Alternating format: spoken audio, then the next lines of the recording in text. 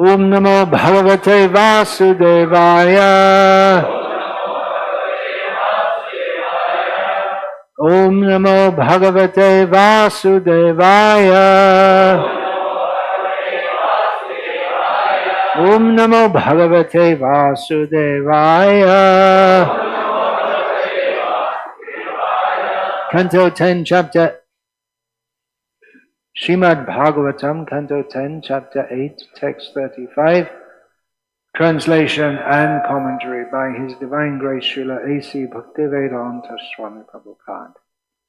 Na aham bhakshitavan amba sarve mithya abhishansinaha yadi satya giraha tarhi samaksham pasya me mukham naham bhakshitavan amba sarve mithyabhishansinaha yadi satya girastarhi samaksham pasya me mukham naham bhakshitavanamba sarve mithyabhisangshinaha yadi satya girastarhi samaksham pasya me mukham.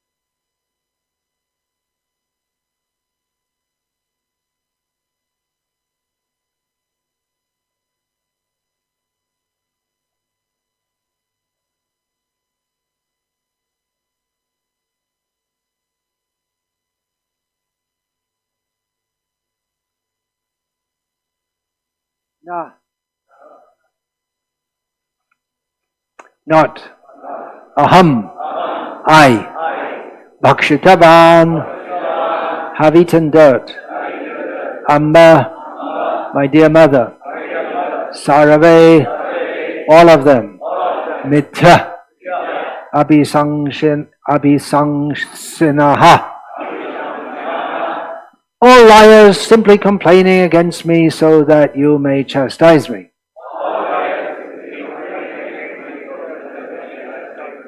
Yadi, if it is actually a fact, Satya Giraha, that they have spoken the truth,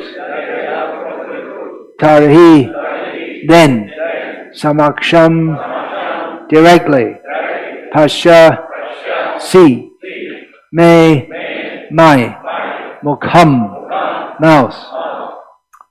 Verse translation. Lord Sri Krishna replied, my dear mother, I have never eaten dirt. All my friends complaining against me are liars. If you think they are being truthful, you can directly look into my mouth and examine it. Purport. Krishna presented himself as an innocent child to increase the transcendental ecstasy of maternal affection, as described in the Shastra. Tarana bhayan mityoktir vatsalya rasa poshika. This means that sometimes a small child speaks lies. For example, he may have stolen something or eaten something and yet deny that he has done so. We ordinarily see this in the material world, but in relation to Krishna it is different. Such activities are meant to endow the devotee with transcendental ecstasy. The Supreme Personality of Godhead was playing as a liar and accusing all the other devotees of being liars. As stated in Srimad Bhagavatam, Krita Punya Punjaha, a devotee may attain such an ecstatic position after many, many births of devotional service. Persons who have amassed the results of a vast amount of pious activities can attain the stage of associating with Krishna and playing with him like ordinary playmates. One should not consider these transactions of transcendental service to be untruthful accusations. One should never accuse such devotees of being ordinary boys speaking lies, for they attain this stage of associating with Krishna by great austerities. Tapasa brahmacharyena shamena cha damena cha. Om jnanatimirandhasya jnananjana shalakaya chakshurin militam yena Tasmai Shri Gurave Namaha Nama Shrishtam Nanamapi Shachiputram Atra Swarupam Rupam Tasya Grajamurupurim Maturim Goshtavartim Radha Kundam Girivaramaho Radhika Madhava Shamprapto Yasya Pratita Kripaya Shri Gurum Tamnatos Vandeham Shri Guru Shri Ataf Padakamalam Shri Gurun Vaishnavamscha Shri Rupam Sagrajatam Sahagana Raghunathan Vitam Tam Sajivam Sadvaitam Savadhutam Parijana Sahitam Krishna Chaitanya Devam Shri Radha Krishna Padam Sahagana Lalita Shri Vishaka.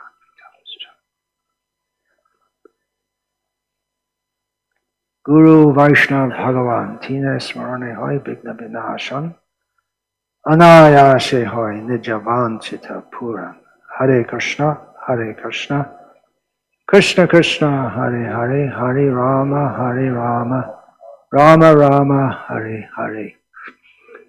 Before commenting on this verse, I'll comment on the way I sung the Mangalati this morning. You may have noticed it was somewhat different from a little variation on the tunes I've been singing for many years and which I have asked you to sing. I've been singing Mangalati according to what I learned approximately 1975, when I sung it in the wrong tune and was severely chastised by the Tamil president, who was offering the arati at the same time. He stopped offering to chastise me. He was standing right next to me, Radhaland and Ishvara Temple, very place. You could almost shake hands with Krishna. You were so close. And I heard from others and from Jayadvaita Maharaj's instructions on this. And the way I sing it is not outside the scope of what Srila Prabhupada said, but as a devotee in Russia pointed out to me last year, Srila Prabhupada also sung on a higher part of the raga. I don't know all the technicalities of this. So, just explaining that. Which you do here anyway also, some of you, Chittahari and others. So, on with the class. Leela's easy to understand, it's easy to follow, right? Hear the stories, Krishna's eating dirt or not eating dirt and showing his pastimes, and all his philosophy is very difficult, but I'm puzzled here. I don't know what to make of this. Here Srila Prabhupada says, one should never accuse such devotees of being ordinary boys speaking lies, but it's Krishna himself who's accusing them of speaking lies. So what do? It's inconceivable. Krishna himself is a liar. He says he's never eaten dirt. But he's eaten the whole universe of dirt. There's nothing that... If an ordinary child can eat dirt, that's the same logic, right? If an ordinary man can have many sons, then why does God only have one son? If an ordinary man has feelings for women, why not God? So everything comes from him. So, and if an ordinary man can tell lies, then why can't God tell lies? But Srila Prabhupada says they didn't tell lies. That maybe Srila Prabhupada's telling lies, because he says, oh, I don't know, it's Leela is inconceivable, that's all. I should have had Mukunda give class on this. You can sort it all out tomorrow. I didn't look at the verse or purport before I read it, and I'm stuck here, I'm bewildered. What am I supposed to do? All of my friends complaining against me are liars. Yeah, so you go to the spiritual world where everyone is pure and they're telling lies. Don't associate with bad association, people who tell lies, for instance. But in the spiritual world they're telling lies. Krishna says that they're telling lies. But what do you expect? They're Mathura people. They're supposed to tell lies. It's part of their nature, right? That Vishwanath Chakravarti Thakur comments, Konteya pratijanihi name bhakta parnashyati. Krishna tells Arjuna, you tell everyone that my devotee never perishes. And Vishwanath says, the meaning is people won't believe me because I'm from Mathura, and everyone knows that Mathura people are all liars.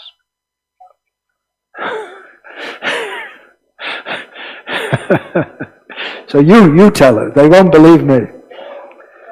So, Hare Krishna, what are we to make of all of this? Don't eat dirt. Alright, don't eat dirt. You say, well, Krishna's eating dirt. Is he eating dirt or is he not eating dirt? It doesn't get resolved. But then again, he has eaten all the earth, water, fire, air, and ether in the universe, and the universe itself. And he doesn't eat it because it's already in him. And you may say, well, why do we offer food to Krishna? He's already eaten everything. Right? When he gets hungry, he eats the whole universe. But he's never hungry. He's always fully satisfied. But he's hungry to suck the breast of Mother Yashoda. He wants that. He becomes upset when she leaves him and goes off to take the milk off the stove. we should offer food to Krishna. Why? What's the logic? Logic is, Krishna says, patang pushpang palang tayang yame bhakta prayachati. Tadahang bhakti upahritam ashnami prayatat manaha. Krishna tells, he likes it. Offer me a leaf, flower, fruit or water with devotion. I will accept it. Krishna likes that. So, someone else may hear this, Duryodhana may hear this and say, well, I offered him a whole big feast and he didn't accept it. He didn't want to eat from me. It's a big insult, actually. Duryodhana thought he'd capture Krishna by his invitation and get his approval. As Srila Prabhupada said, if you eat from someone, then they become obliged to them. That's why Srila Prabhupada, well, one reason he explained why we should give prasadam, and people feel obliged. They feel that they have to reciprocate with you. So someone may do that, invite for a meal with their own purpose, to get your favor. Bhishma and Drona, they felt obliged to fight for Duryodhana because they'd been eating from him. They'd been living at his expense, or Dhritarashtra's expense. So Krishna didn't want to get trapped like that. He'll drink the milk from his mother's breast. He'll eat the banana peels given by the wife of Vidura, but he won't take the food offered by Duryodhana. But it's very insulting to refuse an invitation. You may do so by roundabout means that I'm sick today, I'm fasting today, whatever. But to outright flat refuse it, it's a great insult. But Krishna didn't want to become obligated to Duryodhana, and he also, by not accepting his invitation, he made it known that I don't like you. Yayatamang prapadyante tang sataiva bhajamiham. You don't like me. You don't like my devotees? I don't like you. He would offer food to Krishna, but not with devotion. Krishna wants the devotion, and it is a major part of devotion to take food that is offered to Krishna. It's a very important part of the devotional process. It's actually offensive to take food which is not offered to Krishna. And there are so many statements in this regard. We have twice in Chaitanya Charitamrita, Chaitanya Mahaprabhu, we find directly saying, don't eat the food of materialistic people. We have it in the Nectar of Devotion, we have it in the Nectar of Instruction. Well, there is the Jiva Vegam, Udara Vegam, the urges of the tongue and the belly, and in the purport, Srila Prabhupada reiterates the point that we should take on food only offered to Krishna. And in the Srila Prabhupada's letters, in his talks, he makes the point again and again and again. And I'm making this point now. The initiation ceremony is scheduled. And I want to impress this point upon my disciples because it seems to be the norm in ISKCON today to not follow this, just to eat food which is not offered to Krishna. Vegetarian, you hope. Looks like it's vegetarian. But that's not the standard. I'm criticized for this. I hear indirectly that, I'm disciples of other gurus. Don't associate with his disciples. They're too strict. But it's not me. It's not my rule. I didn't invent it. It's a major anartha. It's a major obstacle in devotional service, because why do we eat food which is not offered to Krishna? For sense gratification. And that's what we're trying to get free from, if we're going to be Krishna conscious.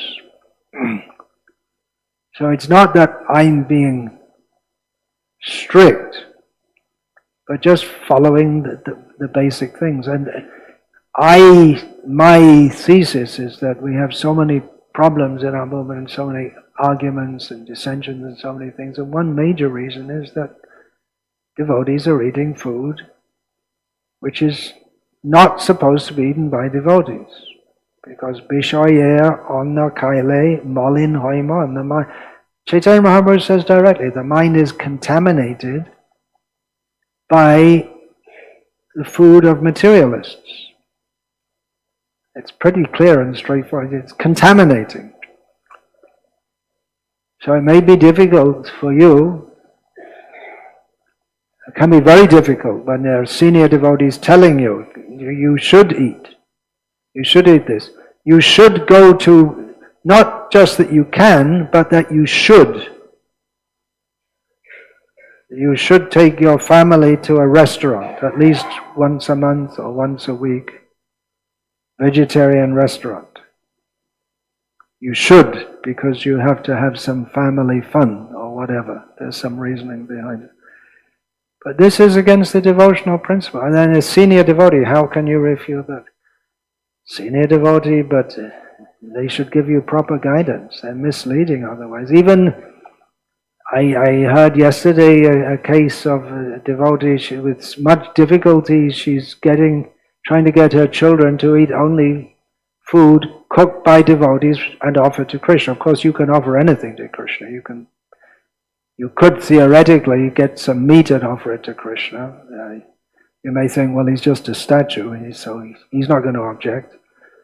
You can stick anything in front of the deity if you think the deity is just a wooden doll, or you have to make a show of worshipping. But Krishna says, Yome bhaktya prayachati. It should be offered with devotion. So, cooked by devotees, offered according to this standard system.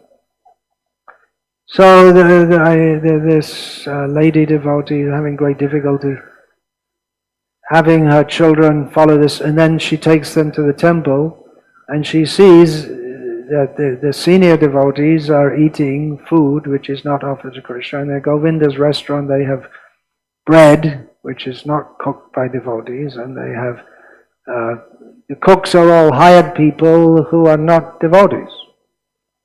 And so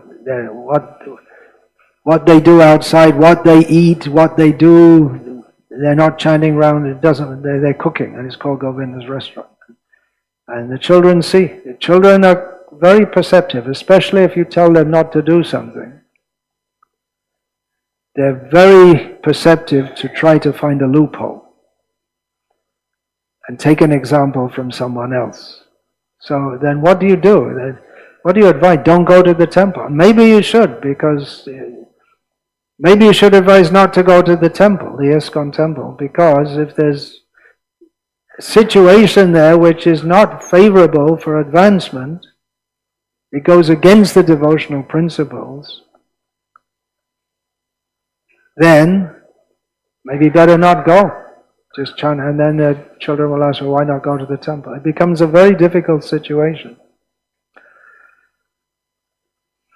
So Krishna eats everything, but he asks us to offer certain things, and that is explicated by the acharyas, both by their practice and their precept, and we have to follow that if we're going to follow this. Krita punya punjaha, heaps of pious activities. It's not a small thing to go back to Godhead. Okay, time to go back to Godhead. I'm just in the middle of my kami sandwich. Just wait a minute. Let me eat it first. No kami sandwiches in the spiritual world, I'm not going. No chocolate in the spiritual world, definitely. No way. Just invent a new spiritual planet where there's chocolate. Otherwise I'm not going. Well, that's it. We don't go. We have, it's everything there, as Srila Bhaktisiddhanta Saraswati Thakur said, Krishna is the supreme autocrat. He's a dictator. He does what he likes. He's the supreme enjoyer. We have to get in line with him. In the beginning stages of, it's not really devotional service, but we can say neophytes on the threshold of the house of bhakti. Srila Prabhupada uses that phrase. We can say, do as you're doing and add Krishna. But that's not the perfection. The perfection is, thy will, not mine, be done. This is from Jesus. And then even higher than that is, I don't have any will of my own. I only do what Krishna wants. We have to get in line with Krishna. He's the supreme autocrat. He does things the way that he likes. Why does he herd cows? Why does he play a flute? Because he likes to. That's the reason. You don't have to give any other reason. For him, that's enough. And it's not for us to question. That's all. What does God do? He does what he likes. Why does he herd cows? That's what he likes to do. That is enough reason. And we think, what I like to do, that's enough reason. And that's enough reason for us to go on rotating in birth and death again and again and again. Because we think the reason for my existence is to do what I like to do. But the reason for our existence should be to do what Krishna wants us to do. That's all. Simple thing. But it's not so simple. Because of our rebellious attitude. There are some devotees, I like to hear these childhood pastimes of Krishna. No, they're not really devotees, but they say that, well, later there's dancing with the gopis, and that's not very good. He's good as a child. So they have the idea that Krishna will come again, and this time he'll be moral. He still has some things to sort out. They're rascals, actually. It's not proper devotees at all. And others, they just don't want to deal with it at all. They don't even want to think about it. They don't discuss it at all. They know it's there, but they just don't want to discuss it. I'm thinking of Madhva. He just leaves it. He does make some comment also. So it is very highest aspiration. The highest aspiration is given to us by Chaitanya Mahaprabhu through the medium of Srimad Bhagavatam. But we can't just be just take it as a hobby or a little enjoyment here and a little bhakti there. Then we become sahajya type. And then how much the enjoyment will degrade, there's no limit. We don't know how far down you can go once we admit the possibility of enjoying the senses. How far down can you go? We're surprised sometimes. We hear it, how degraded human society is, what people are doing. But it's the same propensity that's within our heart. We hear so many horrible stories. Well, better we don't hear them, but what people are doing to each other in various parts of the world, horrible things, inhuman. Why are they doing it? It's the same seed of desire, the same thing that when we are thinking, how can I enjoy myself? that seed of desire, if it's not first, the first level is to control it. And the next thing is to purify it by all Krishna te akila cheshta, do everything for Krishna's pleasure. But that seed of desire for material enjoyment, if that can drag us down and down and down. Once it's out of control, then we can go to any level. There's a murder, rape, just extremely, extremely nasty. They say, no, I couldn't do that. Well, I cannot say that I haven't done it. I don't know how many bad things have I done in previous lives, or even in this life. The innocent act of sticking some meat in our mouth, how bad is that? We don't think it's very bad because we think, well, pretty much everyone does that, but it's extremely bad. So it's very nice to hear Krishna's pastimes. But Krita Punya Punjaha, Srila Prabhupada, as he often did, quotes this.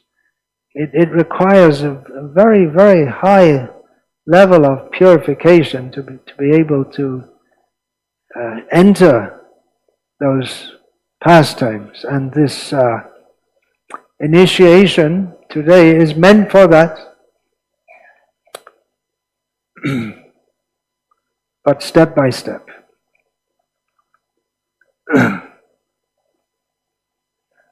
Fairly often I get mails, or someone tells me, I hear someone else tells me, someone else has told them, of a devotee who's chanting Hare Krishna and experiencing tremendous ecstasy, thinking of Krishna's pastimes, or they're aspiring for that. So, all right, nice, good. But do you also sometimes think of things related to sense gratification? Are you really there? Is it the real thing? Have a look in the Nectar of Devotion. Shadow ecstasy, or reflection ecstasy. It can be that one has some feeling like that, but it may be a shadow of the real thing. If still desires are going on for sense gratification, then that ecstasy we may feel, it may feel to us like a fully spiritual emotion. And we tend to take our feelings very seriously. But we should learn from Shastra that our feelings, as long as we're in the conditioned state, our feelings are very dangerous. Because our understanding of what is right and what is wrong is always influenced by the material energy, the illusory energy, which is trying to drag us away from Krishna. And even in the name of ecstasy, spiritual ecstasy, we may be being pulled away from Krishna. It sounds ridiculous. I had a realization many years ago about spiritual ecstasy in Bangladesh. I got a lot of realizations about spiritual ecstasy because it was going on all around me, at least a show of it. Seeing devotees doing kirtan, jumping up and down and playing mridanga and full blast, heavy bhav, and they were chanting Jai Jagat Bandhu Maha Udaran and the rest of a mantra glorifying some bogus incarnation of Chaitanya Mahaprabhu.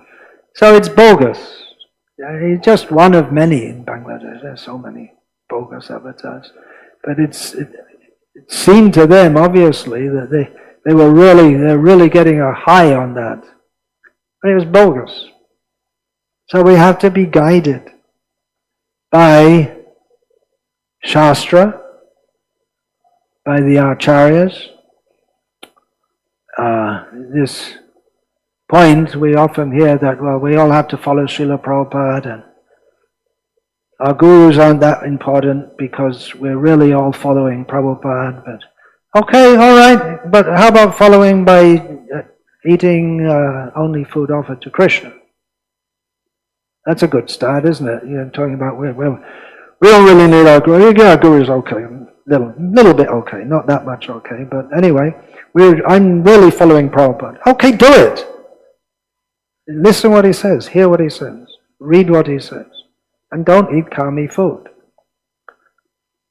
And Gopi Bhav, if you feel it nice, maybe it's nice. Maybe it's an obstacle, you're feeling all these things.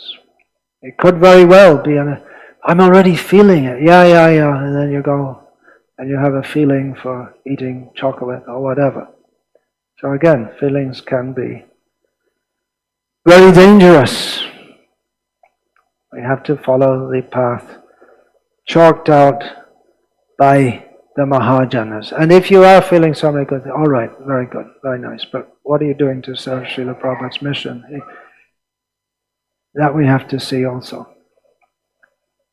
How are we contributing with Chaitanya Mahaprabhu's movement? How are we contributing to the welfare of mankind by distributing knowledge of Krishna? Distributing knowledge of Krishna, okay, drop everything, go out on book distribution. Great, but someone has to manage the temple also. Someone has to clean the temple. Someone has to worship the deities. There are so many things to be done. So we may think that, well, I'm doing book distribution. I'm top. I'm the best. There are other things to do also. Someone has to do all the maya of printing the books, talking with karmis, getting quotations, seeing different standards of paper, thinking of the logistics of sending the books and managing the book distribution. Someone here has to manage the books and the accounts. They may think, oh, he's just sitting in the temple and I'm out on book distribution. But you can do that book distribution because others are doing all the background work. Someone has to do that. Someone thinks that sitting in Vrindavan, chanting, that's the highest. And all these temple managers, they're all in Maya because they're not sitting chanting all day like I do. But you can chant all day because the temple managers are managing the temple and making an arrangement so that you can do so.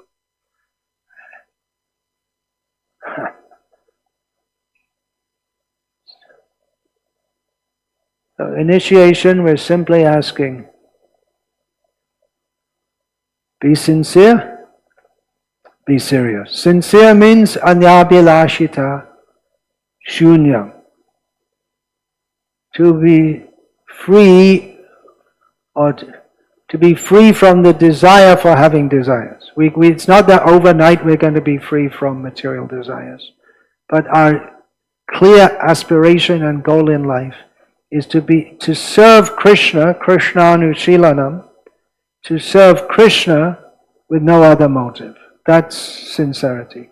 And serious tivrena bhakti yogena, to perform devotional service very intensely, which for us at our level means, as Srila Prabhupada wrote in so many letters, again and again and again, follow the 4 regulative principles, chant at least 16 rounds of the Maha Mantra every day, rise early, go to Mangalati, attend the program, read the books, engage in the Sankirtan mission. So being strict is not a disqualification. It's not something wrong. It's the minimum required. And that's all. It's not, as Srila Prabhupada often said, Krishna consciousness is a simple process. It's very simple. But we have to follow it. It's just like the medicine in the bottle. You can purchase the medicine, but you have to take it. So you have to take that. And of course, it's not that everyone always can follow everything. That's actually stated in it's not fanatical. It's understood if someone is sick that they may not follow everything, all the program. They may even miss chanting for some days. When the body is old and infirm, it has its limitations. So all these things are understood, and allowances are made for that. But sincere means we don't look for the excuse and take it as a norm. Again, thinking back to Bangladesh, one devotee was there. So I said, come on, Prabhu, you can't get up at 8 o'clock every morning. You've got to get up and go to Mangalarti. He said, well, Prabhupada said his father used to rise late, a little late every morning. Prabhupada's instructions to rise early, his example of rising early, and the standard of rising early, and he finds somewhere in Prabhupada Lilamrita that his father used to rise a little late, and that's it. That becomes the excuse. Of course, he did puja up till late night also. So if we're looking for excuses, we can find. Krishna knows what's in our heart, so we can't cheat Krishna. He's very tough to cheat. Even you see here the cowherd boys are trying to cheat him. But he refuses to be cheated. He maybe had dirt in his mouth, but he covered it up by showing the whole universe. He covers something up, he covered it up with the whole universe. Krishna is the greatest cheat. Dyutam chalayatam asmi. I am gambling among cheats. Krishna says. So straightforward process. Chant Hare Krishna. Do your best. Those who are householder devotees, in most cases, they can't follow the program to the minimum standard that Srila Prabhupada wanted from initiated devotees. Of course, 16 rounds, 4 regulative principles. That is the vow, but Srila Prabhupada expected of initiated devotees to rise early, attend Mangalarti, and then chant. He didn't say you have to chant 16 rounds in the morning, but the standard time was given for that, a japa period. So all these things were expected. But we see nowadays the pressure of life in the money-oriented society. Everything runs on money. The world runs on money, not on love. And to get money, you have to work, and the person who's paying you wants to squeeze every drop of blood as much as he can for every paisa he gives you. So, long hours, hard work, and not much pay. And here in Brahmacharya life, we offer long hours, hard work, and no pay. That's a better deal. Brahmacharya life. But in household life, you work hard, you get some money. It may be that you're making a considerable amount of money. But whatever. The nature of life in the modern day is that people have to work hard just to maintain their families. So do your best. Follow the 4 regulative principles, chant 16 rounds, rise as early as you can. Come together with devotees, chant, read the books. You can read together online. That's also some popular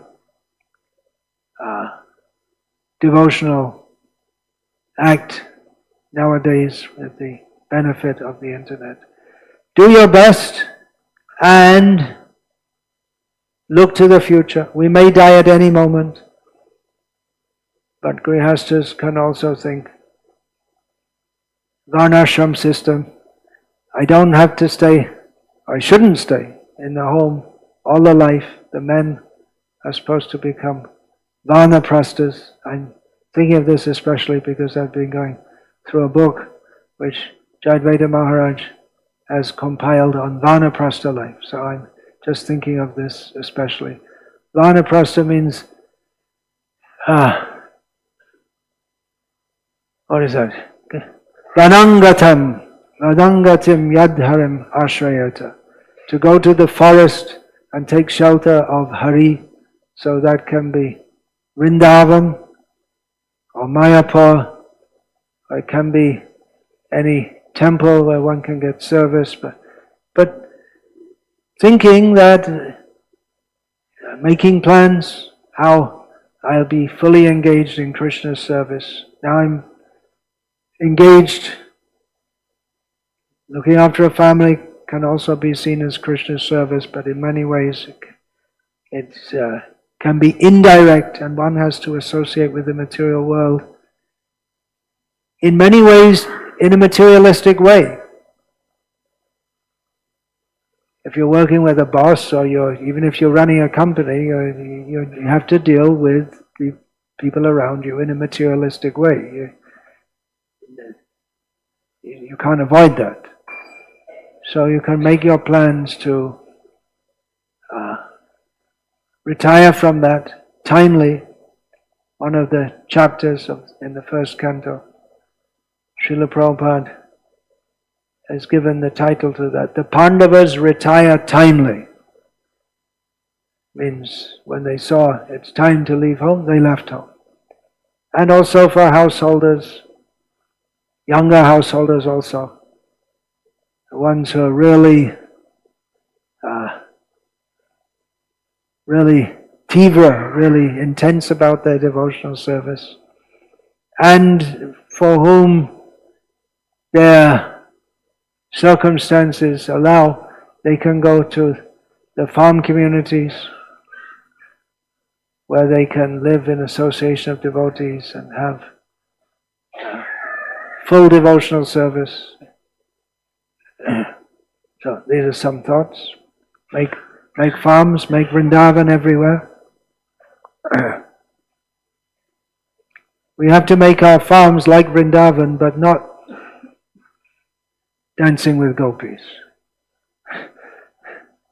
We should worship Krishna and take example of how to live life from Rama. Some thoughts on Krishna's trying to fool his mother here.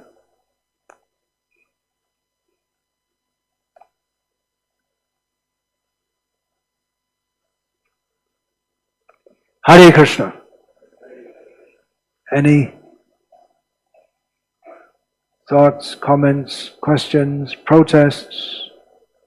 Yeah, mic, we need a mic.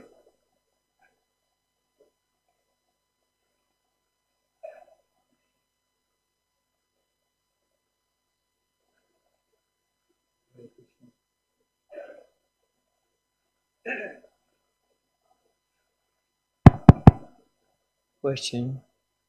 We're talking about eating food that's not prasadam, it's not offered to Krishna. But we see that devotees travel, sometimes overseas on aeroplanes and sometimes on trains and long distances, so they don't necessarily have deities. If they have to eat, they might have to take some food that's cooked by non-devotees. Maybe. Is that offerable? Maybe. I used to go on the trains from Howrah to Bombay quite regularly. This 1970s, 1980s, 1990s, and you'd see most families who are traveling would bring their own food. They'd typically, Marwaris, they'd bring puris and achar, the pickle. And they'd get by with that. They'd buy some fruit. They were strict. Yeah, take your own food. Sometimes you may not be able to follow fully. That's accepted. But as a general rule, one should follow as strictly as possible. I used to comment on the restaurants. Like you're saying, it seems that the restaurants they're really there for enjoying. They are, yeah. Restaurants are for enjoying, and Srila Prabhupada wanted that in his temples, that people can come and enjoy prasadam. It's a beginning. I'm saying devotees tend to use them for enjoying, rather than they should. Yeah, well, if you want to enjoy Krishna prasadam. It's not that we overnight give up all desires for enjoyment. If you go to a devotee restaurant where it's actually cooked by devotees and offered to Krishna, then that's... You want enjoyment, you want to take your family out. We don't expect every family to live like brahmacharis, so yeah, take your family out and take them there. We can make the temples also such that it's worth visiting. It's a family outing. That has traditionally been, in Indian culture, the family outing is to the temple. And it's enjoyable. Of course, people didn't have so many fantastic things for sense enjoyment at all kinds of spectacular low-class levels, but people would take enjoyment in festivals, singing, dancing. Srila Prabhupada talks about this in his purports. Practically that Tadvag Visargo Janataga Viplavaha, that purport is practically a manifesto of Srila Prabhupada's mission. The rich people should give money, and then for sponsoring festivals where people could come, no one will refuse to attend if there's good music, good food, like this. On the subject of restaurant, at this temple, Mukunda Datta Prabhu has suggested not to have one. So we're thinking about that also, because at least here in South India, it's not really the bhav to come to a temple to eat. It's a very reverent kind of mood. Whereas people go to a holy place in North India, and it's a different mood. Especially those two places, Puri and Nathdwara. They're famous for prasadam, and people go and they take darshan, and they also they enjoy nice food. But the mood is a little different here. We can instead have mass free distribution, and that's an idea. I tend to go along with that.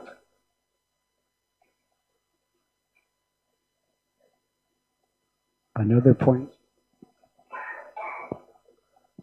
Hare Krishna. Another point about the restaurants I've observed, at least in Delhi, Gopal Krishna Maharaj is very strict about devotees not going to the restaurant. I don't know if there's a rule or anything, but you cannot... You mean his brahmacharis? The grahastas can go, surely. Well, they can go, but if you do go there as an initiated devotee, you're definitely going to feel out of place. Really? Okay, well, good for him. It seems as if there's an unwritten rule that it's discouraged because it is implicitly meant for the outside people and not for the inside people. I see. So that's. But then his disciples everywhere are eating kami. So.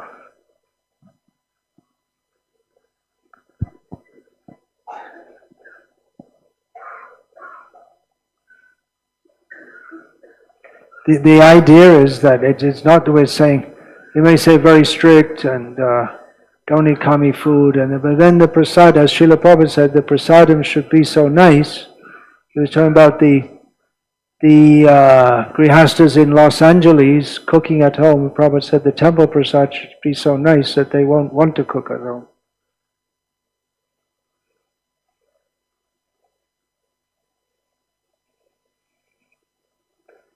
In London, I joined there in 1975, and so many devotees would come from America to India, and India to America, and there weren't direct flights in those days from America to India, non-stop. There weren't non-stop flights.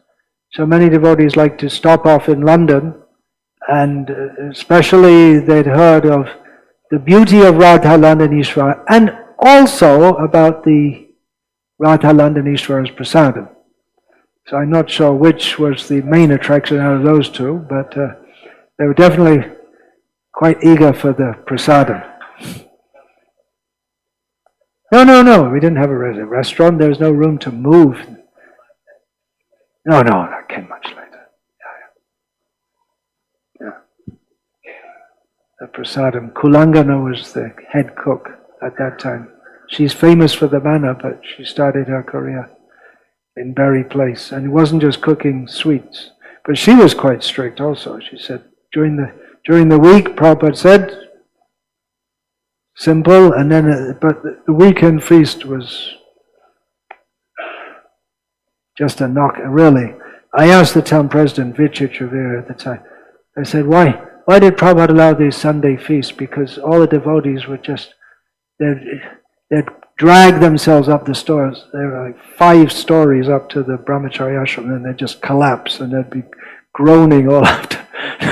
Everyone would eat so much. So I asked him, why did Prabhupada allow these feasts when everyone just totally overeats? And he immediately answered that if we didn't have the feast, we'd all bloop.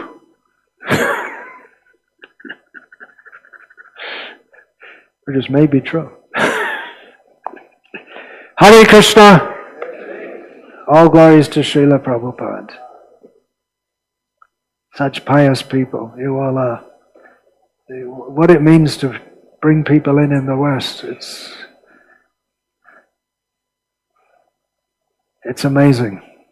It's amazing that people are coming at all. But they are. Every spirit soul is an eternal servant of Krishna. That's the faith that Prabhupada had when he went to preach in the West. They can take up Krishna consciousness. It doesn't seem like it. Prabhupada was able to find some spark underneath. Oh yeah, we're talking about Krita Punya Punjaha and Krita Papa Punjaha. Underneath heaps and heaps of sinfulness, Srila Prabhupada found a little spark and fanned that spark. Hare Krishna. All glories to Srila Prabhupada. Srimad Bhagavatam ki jai. Hare Krishna. Okay, that's it for me. That's the last talk I'm giving here during this visit.